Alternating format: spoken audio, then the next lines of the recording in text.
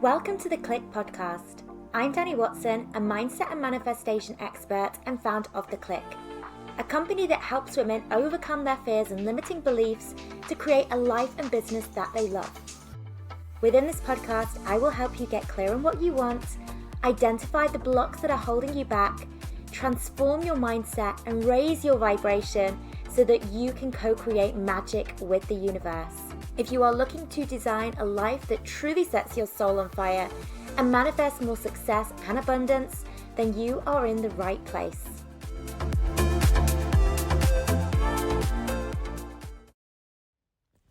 Hello ladies, and welcome to a brand new week. I am so sorry that there wasn't an episode last week.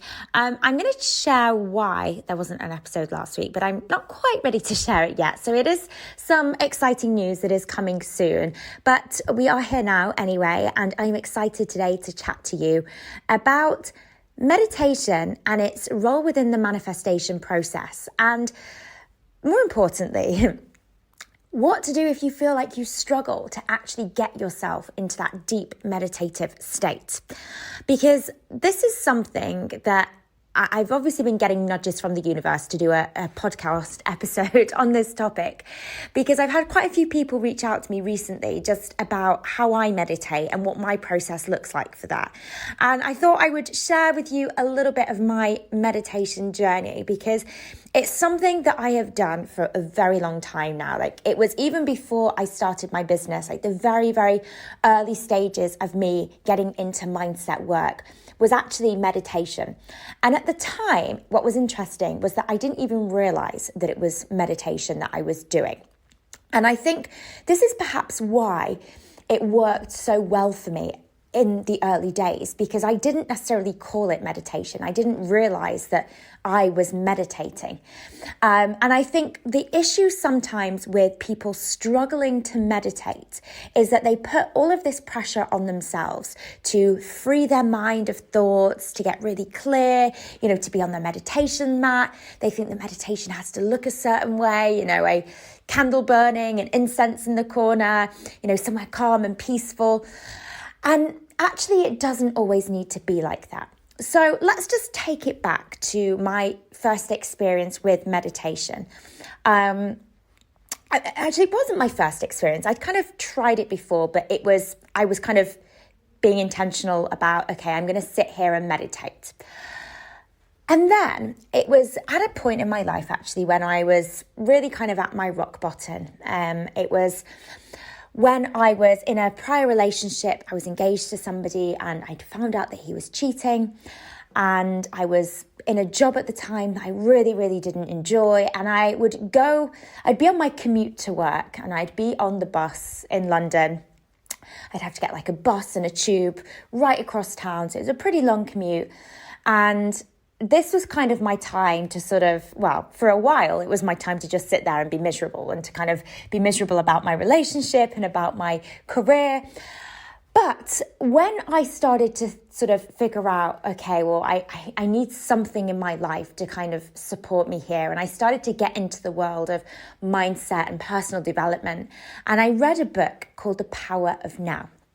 Okay, and so I've spoken about this book before, because this was really, for me, kind of the first book that really got me to feel a different way. I was at this place where I was feeling really lost, really anxious, just really, really low. And it was this book that kind of helped me out of that. And the concept with The Power of Now is really about being mindful of the present moment, living within the present moment, okay?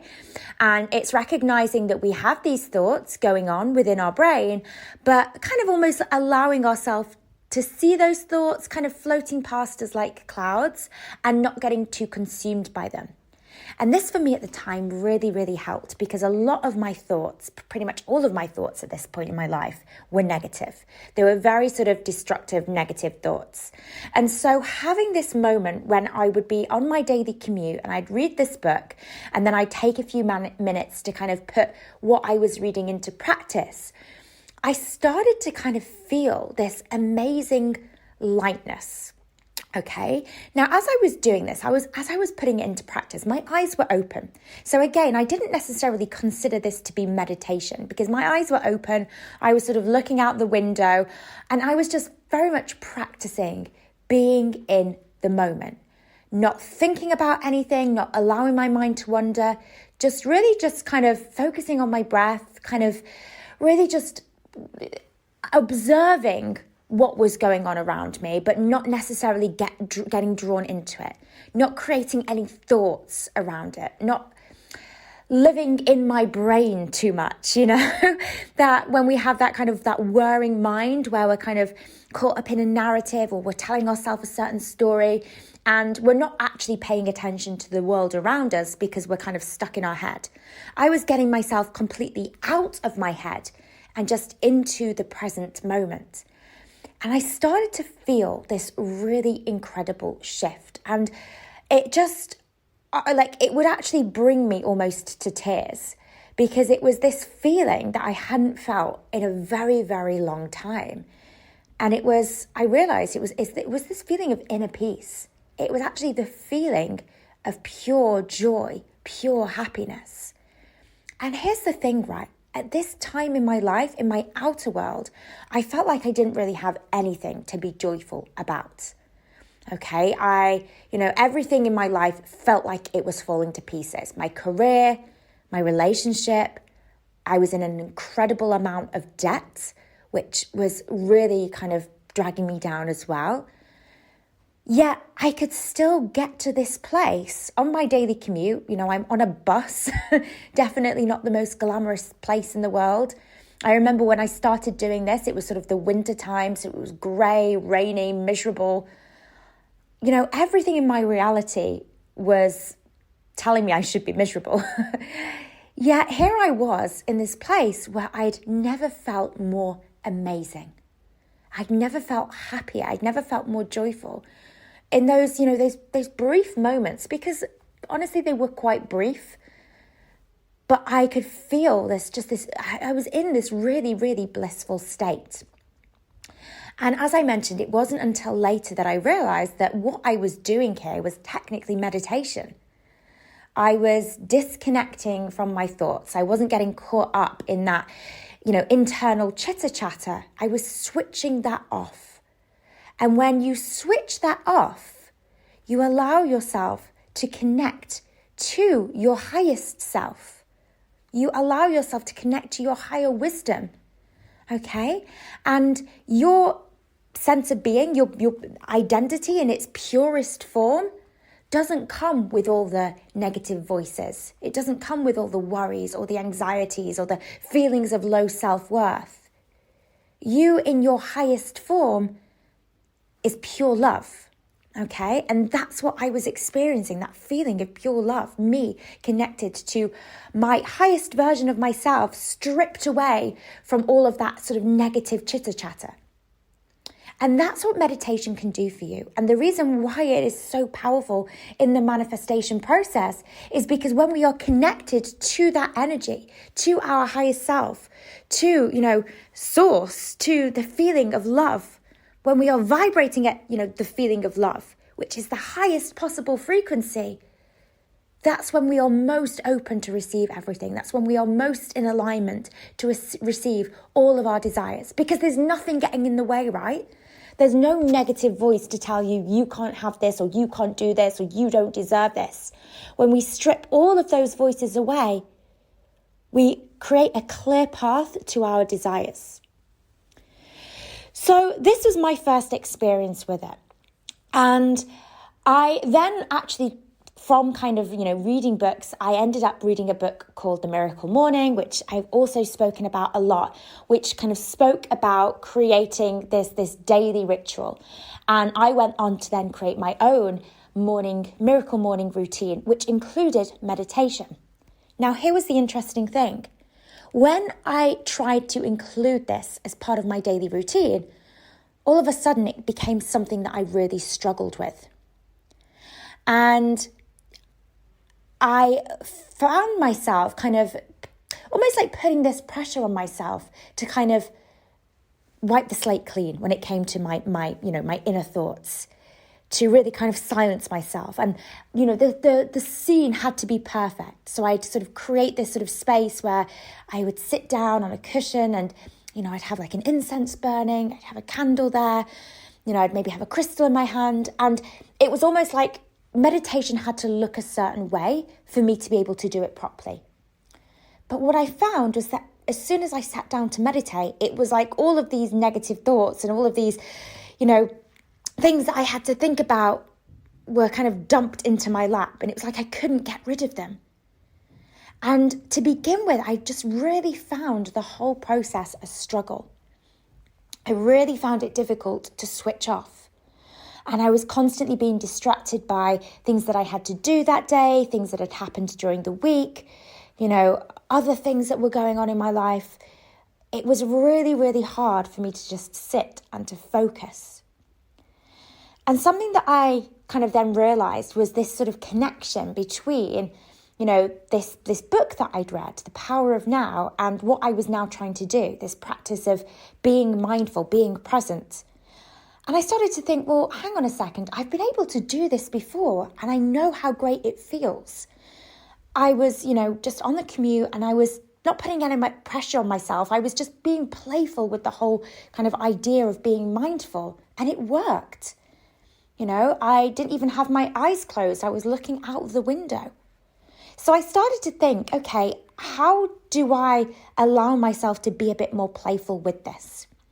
And this is a principle we can apply to anything that we try and do in life. Often when we approach things with this seriousness and this heaviness and this pressure to kind of get it right or to do things in a certain way, we often actually struggle to do that thing. We make it more difficult than what it needs to be. And this is what I was doing with meditation. I was, assuming that it had to look a certain way, and I was making it more difficult than it needed to be. And therefore it was more difficult. Okay, so I thought, well, how can I start to be a little bit more playful with this? And for me, where I went from this was thinking, well, how can I take my meditation off the mat? How can I start to do it in an environment where it doesn't feel like meditation? Because obviously that's what's worked for me previously. So I actually found, and this is something that I will still do now, I call it my meditation walks, where rather than sitting on a mat, and that, I will come back to that in a second because I have got that technique for meditation to work for me. But what worked for me then and what still works for me now were these meditation walks. And the way that these happen is that I'll basically take myself out on a walk and not take anything with me. So you don't want any phone, nothing that's going to distract you. And the idea is that you are walking. You're walking just for the pure fact that walking in nature brings you joy. And you're just being completely mindful of your surroundings without focusing on anything else, without thinking about anything else. And that for me, actually having my eyes open and almost using my steps, the walk, the beat of my feet on the ground, almost using that as my sort of rhythm. Because this is, with meditation, it's almost like getting yourself into a rhythm. So often when you're sat on the mat, the thing that you're focusing on is your breath, the rhythm of your breath. But outdoors, it would be the rhythm of my feet. And I found that for me worked so much better. In fact, it was the only thing that really worked for me in the beginning because I was just sort of taking the pressure off myself. I was just saying, look, I'm going on a walk and I just want to be as mindful as possible on that walk. And I found that I could tap into that high vibe state whilst I was on these meditation walks. Now, when it came to them bringing the practice onto my mat, because I knew I wanted to have something that I could do, without having to always go out on a walk. Maybe the weather's really, really bad and I don't really want to kind of go outside and go on a walk, or maybe I've only got a couple of minutes to meditate. So I knew I wanted to have a solution for how to actually connect with that high vibe feeling whilst on a mat. And actually what I found really worked well for me was actually to use an app, I use a guided meditation or use meditation music as a way to kind of really help me feel connected. So the app that I use, and I still use it now, is Insight Timer. And the great thing about that is that it has different styles of meditation, and you can also choose a meditation that is a specific length. So let's say, for example, you've only got 5 minutes to meditate. You can go and select a meditation that is 5 minutes long. And I would suggest if you are, exploring meditating using an app or, using guided meditations, play around with different styles and figure out, what kind of voices you gravitate more towards, what kind of sort of styles of meditation. It might be a guided meditation where somebody is talking. It might actually just be meditative music. So I love meditating to binaural beats. The thing that's really powerful about binaural beats is that they help you to access a theta brainwave state. And this is ultimately what we're trying to get to, a more deeply relaxed state. And what's quite interesting actually about a theta brainwave state is that this is the brainwave in which our beliefs are the most malleable. So it's the state in which our beliefs can most easily be changed. And part of the reason for this is because as children, so if we think about our subconscious mind, as children, this is where most of our subconscious thoughts are formed. Okay, and as children, we operate predominantly in a theta brainwave state. So when we think about, so these beliefs have been formed within this state. If we then want to change these beliefs later on in life, we can go back into this theta state, and doing so is a great way to actually change what's going on at the subconscious level. So something that I also like to do, and this is something that you can perhaps think about creating for yourself, is your own recorded meditation where you are repeating certain beliefs that you want to believe at a subconscious level. So thinking about, what are some of my low-lying beliefs? So for this to really work, you kind of need to have a good understanding of what some of those negative subconscious beliefs are. So let's say, for example, you're wanting to create for yourself a money mindset meditation. And you think about, some of my subconscious limiting money beliefs are, I believe making money has to be hard work. I believe it's greedy to be rich. I believe that I will lose friends and family if my finances change. Start to think about what some of those negative limiting beliefs actually are for you. And then the idea is that you can create your own meditation by recording the opposites of those beliefs. So making money is easy. It's a good thing to be rich. If I have money, I can give back in a bigger way. My friends and family are going to support me in my financial desires. They want me to be financially abundant. So start thinking or start actually speaking out loud the opposites of these beliefs and record yourself as you do it.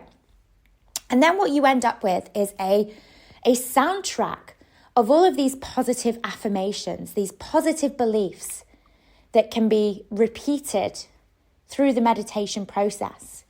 And what I then like to do when I've created these meditations for myself is actually attach them to a theta music. Or binaural beats. So I've used a site called Enlightened Audio. So you can just Google it. It's called Enlightened Audio, and it is royalty-free music. So it's music that you pay for, but once you've purchased that music, you have a license to use it, to create your own meditations. And on there, I've actually created meditations. They've got some theta music. So this beautiful music that you can use, and then I just used a, iMovie. You can probably find somebody to do this on Fiverr for you as well, where somebody will actually put the voice recording you've created and the music together, okay? And the beautiful thing of this is that you've then got your own personalized meditation that very much speaks to what you are experiencing. And here's the thing with doing this, right?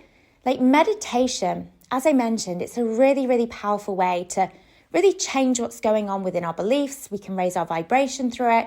But often when the meditations are quite generic or, not necessarily reflective of our personal circumstances, sometimes it's harder for us to really properly connect with that meditation or to get kind of what we need from it. And so creating something that's a little bit more personalized from my experience has really, really supported me.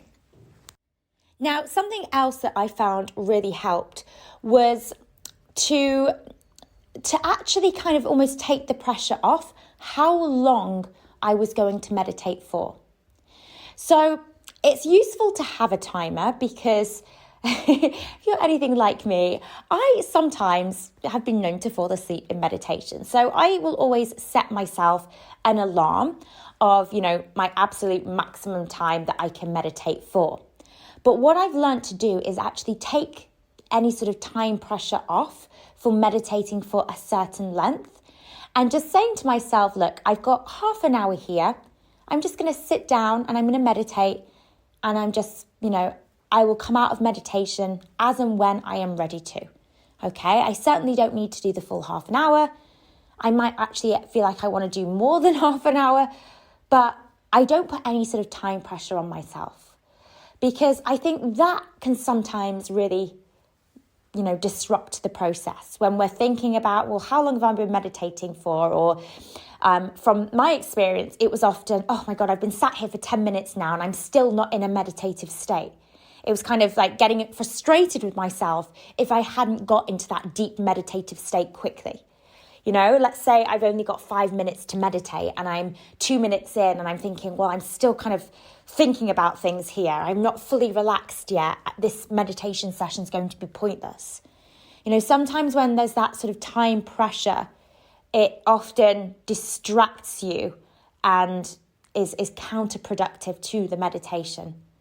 So I will try and release any kind of time pressure, and I will just sit there and, not feel rushed with the process, not feel like I have to meditate for any certain amount of time. And I find that really just helps me really get into the meditation a lot quicker, if I'm being honest. But kind of coming into this a little bit more, because I think sometimes, again, we often put pressure on ourselves for, every meditation practice to be perfect or to be amazing. And there's going to be some days where you just don't get into it, and that's okay. I would never say that is time wasted, because you've still given yourself that time and space to just be, rather than to be doing all the time. And that in itself is still a good thing.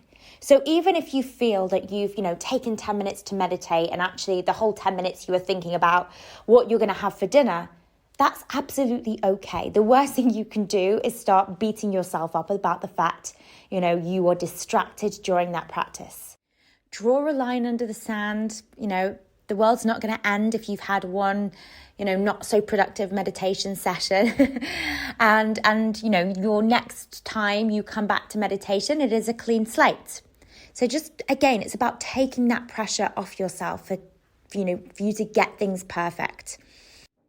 Now, remember that meditation, it doesn't need to look like, a huge chunk of time. Even if you've just got 1 minute. In fact, sometimes 1 minute can be more powerful than 10 minutes, because it's easier for us sometimes to put all of our focus, on 1 minute than it is for 10 minutes. If we're just told, okay, we just want to focus on, let's say, your breath for 1 minute, that we can do quite easily. When it comes to doing that for a longer period, that's sometimes when it becomes a little bit more challenging. So this is where, meditation is something that can be easily slotted into your day. Don't think, oh, well, I don't have the time to do this. How about tomorrow morning when you wake up, when your alarm goes off? Rather than rushing out of bed straight away, how about just lying there for 1 minute or, 30 seconds, however long, doesn't matter, and just being completely mindful of your breath, breathing in and breathing out. and then you've meditated. You started your day with meditation. And then try doing that again before you go to sleep. So taking some time just before, once you're in bed, once you're kind of ready to close your eyes and go to sleep, how can you just take a little bit of time to just be still, be present, focus on your breath? And then congratulations, you've just found yourself meditating twice in one day. And again, it doesn't need to be this big thing. We can keep it simple. It's a habit that you can gradually build upon. Okay, it doesn't need to be this big thing happening all at once. Now, I don't want you to start expecting fireworks to happen straight away, because it won't. If I'm being completely honest, you're not necessarily going to access that super high vibe state on your first meditation session, or in fact on every meditation session. I certainly don't. I've been meditating now for a long time, and not every meditation session I do is fireworks or feels electric. But the times that it does definitely make up for that. Because those times when I know that I really connected with my higher self, it honestly feels like pure love, feels like pure joy, pure bliss. And I know that when I've accessed that, I just want to cling on to it. But I know it's a feeling that I am not able to stay in for forever. And I'm okay with that. I know sometimes that accessing that state, it can feel short-lived. But I know just even a glimpse of, accessing that state, even just for a short time, can have a huge, huge impact on what I'm able to subsequently manifest. And I know, because I've seen this play out in my life, when some of my most dramatic manifestations have happened, I know it's been off the back of a time when I've really felt connected with myself, connected with my higher wisdom, connected with the universe, and I've been able to tap into that through meditation. Okay, so I've seen the power that being able to access that state can have. So definitely stick with it, release that pressure to kind of get any certain result from meditation, or to feel a certain way, or to, for it to look a certain way. Let go of all of that and just, allow yourself to have fun with it. Allow yourself to just enjoy it for what it is, okay? And see where it takes you. Okay, so I hope this episode was helpful for you all today. And yeah, I look forward to connecting with you all next week. Have a wonderful week, ladies. If you are wanting to build your own successful online coaching business, make sure to check out Freedom, Abundance and Impact, our free 10-day business and mindset course for coaches and aspiring coaches. To access, simply head to wearetheclique.com and click free course in the menu.